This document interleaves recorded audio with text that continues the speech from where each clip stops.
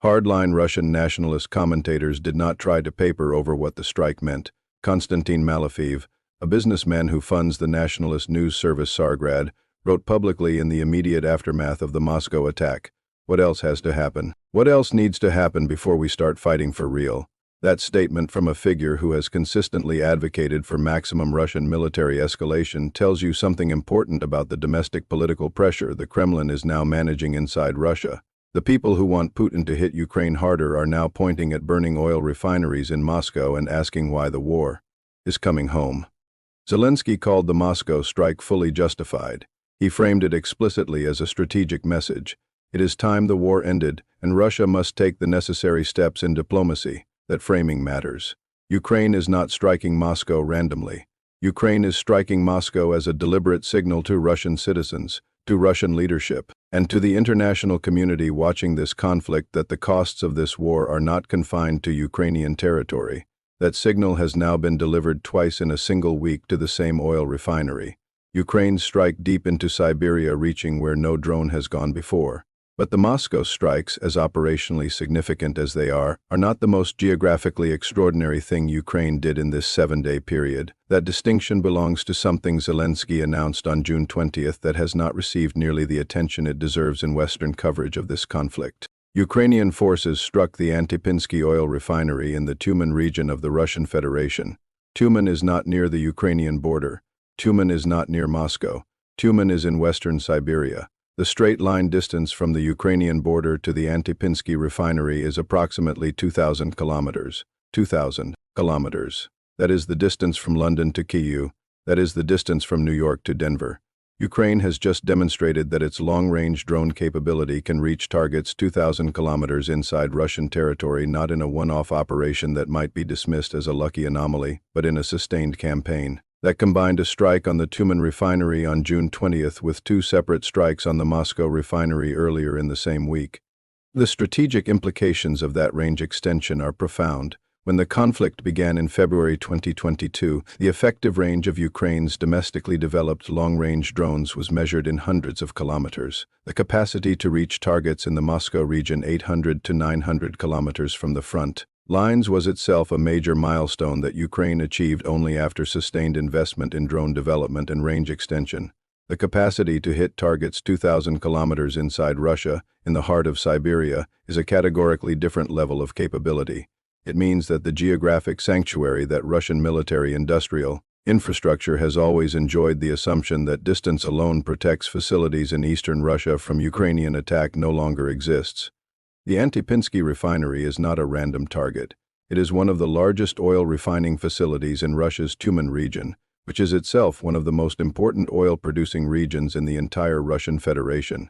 Tyumen Oblast sits in the heart of western Siberia's oil and gas infrastructure, which provides a significant share of the export revenues that fund Russia's military operations. When Ukraine strikes an oil refinery in Tyumen, it is not just hitting a fuel production facility. It is demonstrating that the economic backbone of Russia's war machine, the Siberian energy infrastructure that converts oil wealth into rubles that pay for drones, missiles, artillery shells, and soldiers, is no longer beyond reach. What Russia's drone campaign has actually produced.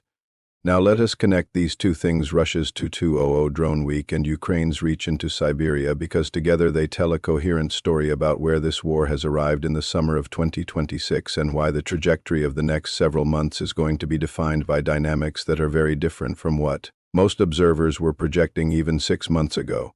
Russia's drone campaign was designed to exhaust Ukraine. It was designed to drain Ukrainian air defense interceptors, demoralize the Ukrainian population, and demonstrate Russian capacity for sustained aerial bombardment as a tool of strategic coercion.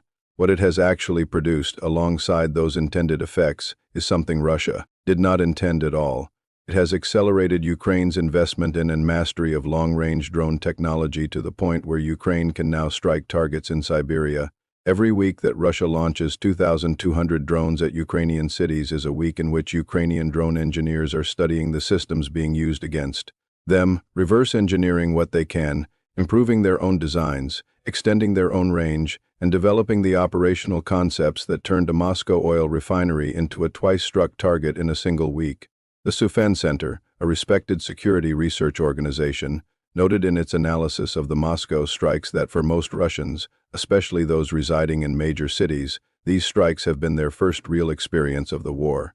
Since 2022, the Kremlin has worked hard to insulate residents of major cities from the realities of this conflict. Despite the enormous Russian casualty figures on the front lines and the scale of destruction in Ukraine, Ukrainian drones striking Moscow's oil refinery and sending thick black smoke over the city while residents report black rain falling on their neighborhoods is puncturing that carefully constructed facade in ways that no amount of state media management can fully paper over. And it is doing something else. It is straining Russia's already vulnerable fuel market in ways that compound the country's broader wartime economic pressures. The Kapotnya refinery produces roughly one-third of the Moscow region's fuel. Strike it twice in a week and you are not just making a symbolic statement, you are creating real pressure on gasoline availability in a metropolitan area of more than 12 million people at a moment when Russia's budget deficit has already widened significantly, when the country remains cut off from international capital markets, and when the domestic banking sector is increasingly strained by its role in financing state debt. The new map of this war there is something I want you to hold on to as we move toward the end of this analysis, because it is the piece of this story that I think gets lost in the daily coverage of frontline positions and drone interception statistics. When Russia launched 2,200 drones at Ukraine in a single week, it was following a logic that made sense inside the strategic framework that has governed this conflict since the full-scale invasion began. More drones means more pressure. More pressure means more exhaustion.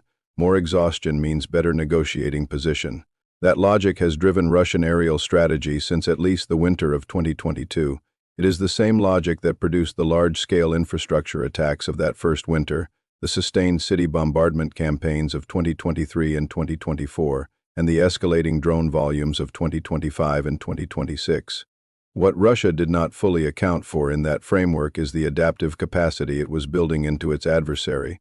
Every Ukrainian city that learned to survive a drone attack produced engineers, military planners, and drone operators who understood something new about how to fight back. Every interceptor fired gave Ukrainian air defense crews experience that no training exercise can replicate, and every drone Russia launched pushed Ukraine to develop longer range, more capable, more numerous drones of its own drones that are now reaching oil refineries in Tyumen, 2,000 kilometers from the front. The week of June 15 through June 21, 2026 did not end in stalemate. It ended with Russian drones still falling on Ukrainian cities and Ukrainian drones setting fires in Moscow and Siberia simultaneously. It ended with 96 Russian drones shot down in a single night and a Ukrainian strike reaching farther into Russia than any previous attack in this war. It ended with Zelensky telling the world that Ukraine's long-range operations have reached the Tyumen region and will continue reaching wherever Russia's war machine needs to be disrupted.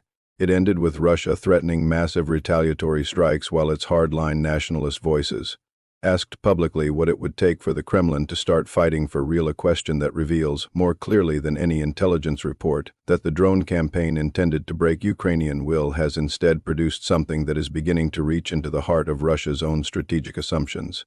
2,200 drones in 7 days, nearly 200 striking Moscow, one hitting a refinery in Siberia, 2,000 kilometers from the front. This is the week that changed the rules, and the rules that were changed are not going back to what they were. The map of this war now extends from the trenches of Donetsk to the oil fields of western Siberia. Make sure you are paying attention to every corner of it. Attack on Moscow, striking the Kapotnya oil refinery for the second time in 7 days and demonstrating a long-range strike capability that reached as far as the Tyumen region in western Siberia, 2,000 kilometers from the Ukrainian border. Russia had promised in explicit terms to respond to those strikes with massive retaliatory attacks. The Russian Defense Ministry announced after the Moscow strikes that it would carry out what it described as precision strikes on Ukrainian defense and energy facilities. Kremlin-aligned commentators called publicly for immediate and overwhelming retaliation. Zelensky's intelligence apparatus did not need to work particularly hard to identify the political pressure inside Russia that was pointing toward a large-scale response. The air defense crisis, why this warning matters more now than it did 6 months ago. There is a dimension of Zelensky's June 20th warning that is essential to understanding why it landed with the urgency it did, and it is a dimension that requires some technical context to appreciate fully. Ukraine's ability to intercept Russian missiles and drones is not infinite, and it is not stable. It is under pressure in ways that have been building since early 2026 and that have become significantly more acute in the weeks immediately preceding Zelensky's warning. The critical shortage is Patriot interceptor missiles. The Patriot surface-to-air missile system, manufactured by Raytheon and Lockheed Martin in the United States, remains the only system in Ukraine's air defense arsenal capable of reliably intercepting Russia's ballistic missiles, the weapons that Zelensky himself described as posing the biggest threat because of their speed, their trajectory, and the limited window they give defenders for detection and interception. Ukraine has Patriot systems. It has been using them extensively, and the stockpile of interceptors available to feed those systems has been significantly depleted by factors that include not just the sheer volume of Russian attacks but a development in global geopolitics that has directly affected the supply of Patriot missiles available to Ukraine. The U.S.-Israel conflict with Iran consumed enormous quantities of Patriot interceptors. Gulf states allied with the United States reportedly fired more than 1,100 Patriot interceptors during that period, drawing down stockpiles that might otherwise have been available to replenish Ukraine's supply. American manufacturing capacity for Patriot missiles is constrained. Zelensky noted in a June 2026 address that monthly U.S. production of Patriot interceptors reaches 60 to 65 missiles at best. Over just the 10 days preceding that statement, Russia had launched more than 60 ballistic missiles at Ukraine alone, the equivalent of an entire month of American production consumed in under 2 weeks. When Zelensky warns of a massive incoming attack, he is warning in the context of an air defense system that is being asked to do more with less. This is not a hypothetical shortage.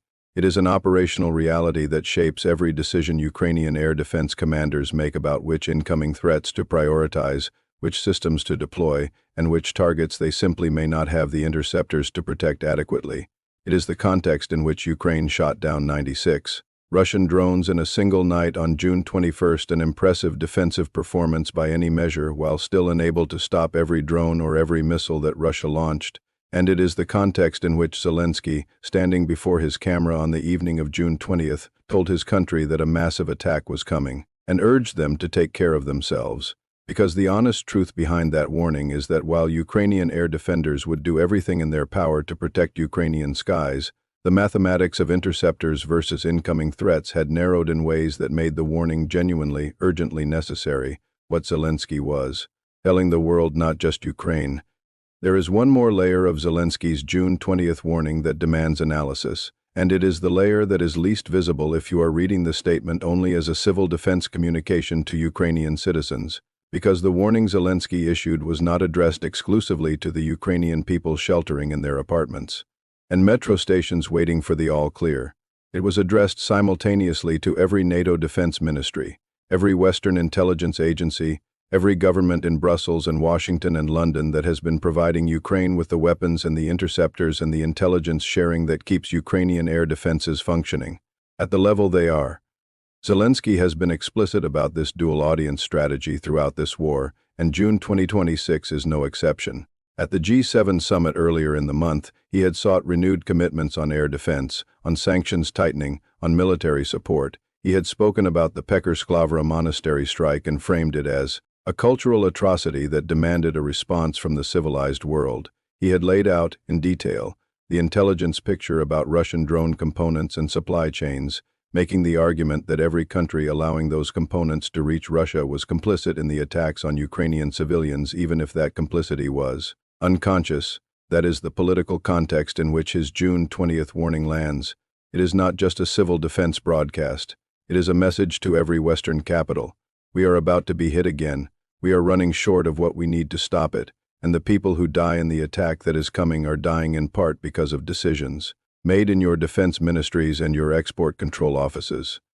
On June 22, just 2 days after the warning, Zelensky also addressed Belarus, directly issuing a parallel ultimatum about Belarusian relay infrastructure being used to guide Russian drones toward Ukrainian civilian targets. He stated explicitly that Belarus had received private messages at the intelligence and military levels, demanding that it stop facilitating Russian attacks.